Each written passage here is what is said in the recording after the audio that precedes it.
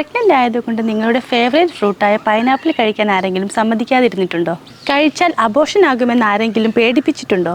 പൈനാപ്പിളിൽ vitamin C, magnesium, manganese, folate, vitamin B3, B6, copper എന്നിവ ധാരാളം അടങ്ങിയിരിക്കുന്നു.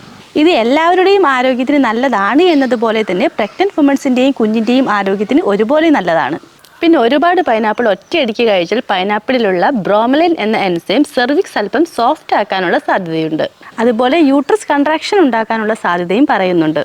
എന്നാൽ പൈനാപ്പിൾ കഴിച്ചാൽ അബോർഷൻ സംഭവിക്കും എന്നുള്ളതിന് ഒരു സയൻറ്റിഫിക് എവിഡൻസും നിലവിലില്ല. പിന്നെ ബ്രോമലൈൻ അധികമായി കാണപ്പെടുന്നത് പൈനാപ്പിളിൻ്റെ സെൻറ്റർ പാർട്ടിലാണ്, ഫ്ലഷിലല്ല. അപ്പോൾ പ്രഗ്നൻസിക്ക് ശ്രമിക്കുന്നവരാണെങ്കിലും പ്രഗ്നൻറ്റ് വുമൺസ് ആണെങ്കിലും 1-2 ചെറിയ കപ്പ് പൈനാപ്പിൾ കഴിക്കുന്നതിൽ ഒരു കുഴപ്പവുമില്ല. ഇനി അൺപ്ലാൻഡ് ആയിട്ടുള്ള പ്രഗ്നൻസിയിൽ പൈനാപ്പിൾ കഴിച്ച് അബോർഷൻ ആക്കാമെന്ന് ആരും വിചാരിക്കേണ്ട. നിങ്ങൾ ഇതുപോലെ നിങ്ങളുടെ പ്രഗ്നൻസിയിൽ പേടിച്ച് പൈനാപ്പിൾ കഴിക്കാതിരുന്നവരാണോ? നിങ്ങളുടെ എക്സ്പീരിയൻസ് ഒന്ന് കമൻറ്റ് ചെയ്യുമല്ലോ.